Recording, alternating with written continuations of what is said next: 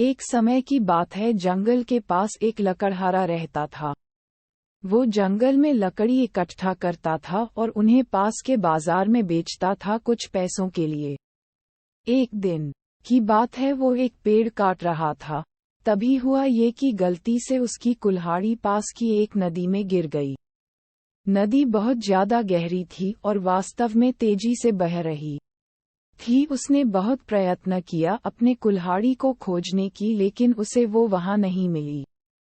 अब उसे लगा कि उसने कुल्हाड़ी खो दी है। वही दुखी होकर वो नदी के किनारे बैठकर रोने लगा। उसके रोने की आवाज सुनकर नदी के भगवान उठे और उस लकड़हारे से पूछा कि क्या हुआ। लकड़हारा ने उन्हें अपनी दुखद कहानी बताई। नदी के भगवान को उस लकड़हारे के ऊपर दया आई और वो उसकी मेहनत और सच्चाई देखकर उसकी मदद करने की पेशकश की।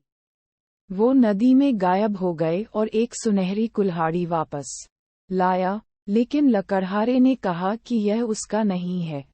वो फिर से गायब हो गए और अब की बार उन्होंने चांदी की कुल्हाड़ी लेकर वापस आए, लेकिन इस बार भी लकड़हारे ने कहा कि ये कुल्हाड़ी उसका भी नहीं है। अब नदी के भगवान पानी में फिर से गायब हो गए और अब की बार वो एक लोहे की कुल्हाड़ी के साथ वापस आ गए। लकड़ी का कुल्हाड़ी देखकर लकड़हारा मुस्कुराया और कहा कि यह उसकी कुल्हाड़ी है। नदी के भगवान ने लकड़हारे की ईमानदारी से प्रभावित होकर उसे सोने और चांदी की दोनों कुल्हाड़ियों से भेंट किया। सीख: इस कहानी से हमें ये सीख मिलती है कि ईमानदारी सर्वोत्तम नीति है।